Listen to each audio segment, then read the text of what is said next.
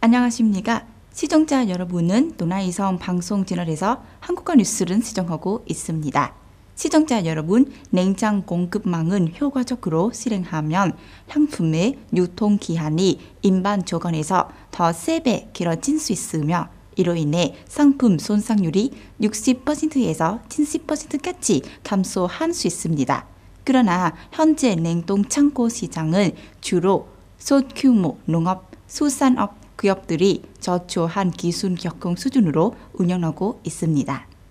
이로 인해 수확 후 상품의 양과 가치가 감소하고 이러한 상품들의 수준 잠재력이 제한되는 주요 원인으로 작용하고 있습니다. 따라서 냉장 공급망에 관련된 장비 생산, 냉동 창고 및 냉동 트럭 서비스 그리고 관련 활동들의 협력을 강화하는 것이 매우 시급합니다. 이를 통해 베트남의 상품이 더욱 높은 경제적 가치는 가치이며 효율성은 극대화할 수 있을 것입니다. 이러한 방식으로만 베트남의 냉장 공급망 서비스, 냉동 창고, 냉동 운송 포함이 반전할 수 있습니다. 특히 물류 활동의 진환 경화를 촉진하여 기술 이전, 자본 투자, 인프라 개발 및 교육을 통해 시장에 증가하는 욕구를 종족시킬 수 있다고 해야 합니다. 베트남 정부는 최근 축산업의 효율성을 높이기 위한 지원 정책은 다분제 106호 변경을 발표했습니다. 이에 따라 축산업 발전을 위한 몇 가지 지원 정책이 포함되었으며 여기에는 국내 생산 원료로 쌀을 생산하는 것, 축산물 시장을 개발하는 것, 축산업체의 이전을 지원하는 것 등이 있습니다.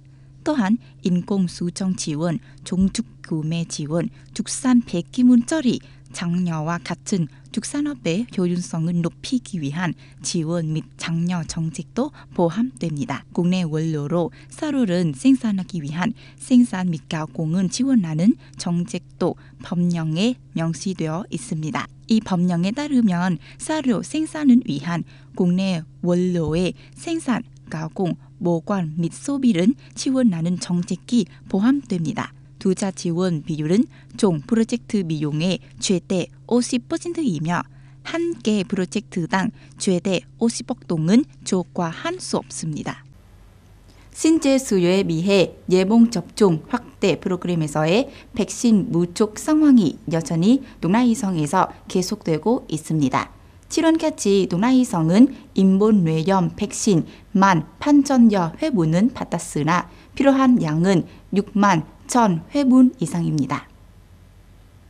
디프테리아, 백일의 파상풍 혼합 백신인 DPT의 경우도 동아이성은 18,600회분만은 받았고 필요한 양은 48,200회분 이상입니다. 이 밖에도 파상풍 백신, 폴리오 백신, 오가, 혼합 백신, 홍역 백신, 홍역, 루벨라 백신과 같은 백신 등도 수요를 종족하지 못하고 있습니다. 최근 백신 공급 중단으로 인해 면역 공백이 발생하였으며 이는 과거 백신으로 억제되었던 홍역, 백일의, 디프테리아와 같은 인부 전염병이 동아이성은 포함한 전국의 인부 지역에서 다시 발생하게 만들었습니다. 백신 부족 상황이 계속된다면 전염병 발생 위험이 증가할 수 있습니다. 민주당 대통령 후보인 카밀라 해리스와 새로 선정된 러닝메이트인 미네소타 주지사 팀 원추는 어제 처음으로 펜실베이니아주 팔레테이비파에서 함께 선거운동을 벌였습니다. 대학교에서 만여 명의 군중 앞에서 연설한 해리스는 원츠의 강력한 경력을 소개한 뒤 그가 11월에 미국 부통령이 된 것이라고 예측했습니다.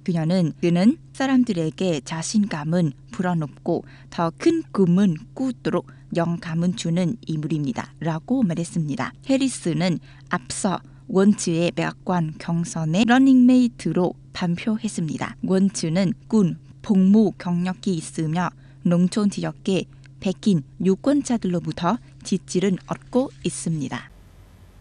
한국은 2018년 이후 기록적인 폭염을 겪고 있습니다. 한국기상청 KMA는 제주도의 한라산은 제외한 대부분의 지역에 폭염의 영향을 겪어하는 주의보를 발령했습니다.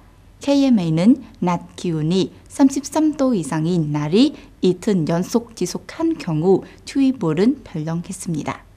8월 4일에는 서울에서 차로 2시간 거리에 있는 여주에서 기온이 40도까지 치솟았습니다. 이는 2018년 8월 이후 처음으로 기온이 40도를 넘은 사례입니다. 한국진변관리청은 5월 20일부터 8월 6일까지 고온과 관련된 사망자가 14명 발생했으며 고온과 관련된 진평 사례는 약 1,700건이 보고되었다고 밝혔습니다. 한국기상청은 낮 기온은 40도에 근접하는 이번 폭염이 8월 14일까지 지속될 가능성이 있다고 예보했습니다. 동아이성 라디오와 텔레비전 방송국의 방송 채널에 한국어 뉴스를 시청해 주신 시청자 여러분께 감사드립니다. 안녕히 계시고 다음에 뵙겠습니다.